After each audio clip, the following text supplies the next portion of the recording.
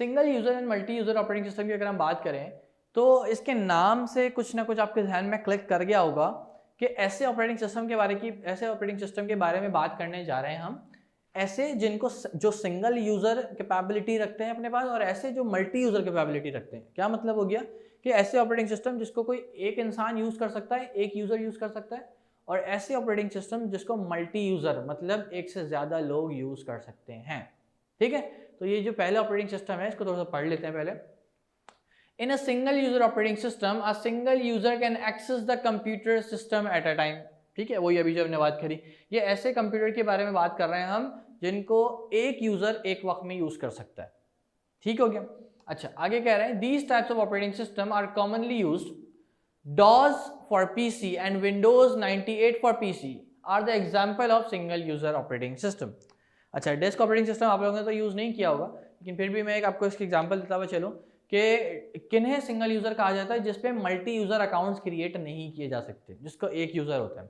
अगर मैं आपसे सिंपल एंड्रॉइड की बात करूँ तो Android can be the single user. How come? क्योंकि आप उस पर मल्टीपल अकाउंट्स क्रिएट नहीं करवा सकते। Is that clear now? एक फ़ोन पे एक ही अकाउंट बनता है, उससे ज़्यादा अकाउंट क्रिएट नहीं हो सकते। ठीक है, मैं लॉगिन अकाउंट की बात कर रहा हूँ जिससे फ़ोन ओपन होता है। Is that clear? ठीक है, तो ये एक एग्जांपल हो सकती है जो कि आप लोगों ने यूज़ करी हुई है। DOS 98 आप लोगों ने यूज़ नहीं करी है, पहले होती थी, अब वाइंड अप हो चुके हैं। ठीक है, 98 वाइंड अप हो चुकी है। ठीक है, तो इसलिए ये आपको इतने फेमिलियर नहीं हो गया आप लोग इससे, तो मैं इसलिए आपको एक कॉमन आजकल की एग्जांपल दे रहा हूँ। Androids are the example of basically single user operating system. कौन सा ऑपरेटिंग सिस्टम जिसपे एक अकाउंट बन सकता है? एग्जैक्टली वहाँ हाँ, एक वक्त में एक अकाउंट बन सकता है, एक वक्त में एक यूजर उसको यूज कर सकता है। Multiple accounts, user accounts create नहीं हो सकते। ठीक हो गया।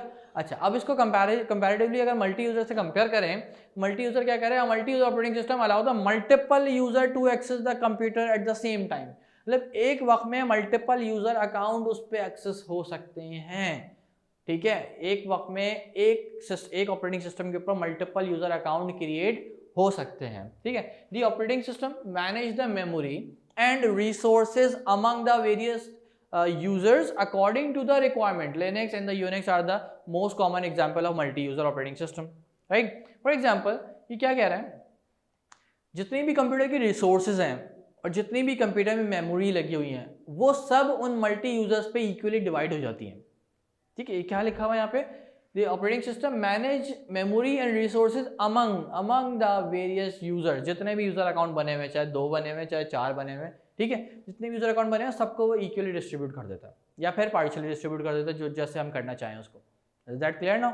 ठीक है, तो उनको क्या कहा जाता है, मल्टी यूजर्स ऑपरेटिंग सिस्टम, जिसपे हमारे पास कैपेबिलिटी हो कि हम एक वक्त में मल्टी यूजर अकाउंट क्रिएट कर सकें और उनको एट अ टाइम यूज कर सकें। अच्छा, यहाँ तो 2 एग्जाम्पल लिख दी इन्होंने, कौन सी, लिनक्स एंड यूनिक्स। ठीक है, बट ये 2 एग्जाम्पल जो यहाँ लिखी है लिनक्स और यूनिक्स, ये आप लोगों ने ऑब्वियसली नहीं यूज़ करी होंगी। तो आप मुझे अपनी कॉमन एग्जाम्पल दे सकते हैं कि सर इसको भी मल्टी यूजर ऑपरेटिंग सिस्टम कहते हैं क्या? Yes, which one? Windows. Very good mass. Windows is the common example of multi user operating system. Windows जो आपके कंप्यूटर में सिस्टम में मौजूद होती है उस पर मल्टीपल यूजर अकाउंट क्रिएट हो सकते हैं एक वक्त में। Very good Hiba.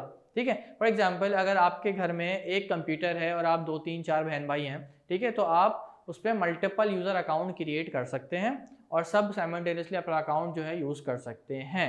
ठीक है, और सबकी प्राइवेसी मेंटेन रहेगी, सबको इक्वली मेमोरी डिस्ट्रीब्यूट होगी। तो ये जो फीचर है विंडोज हमें देता है और इसीलिए विंडोज को क्या कहा जाता है, मल्टी यूजर ऑपरेटिंग सिस्टम।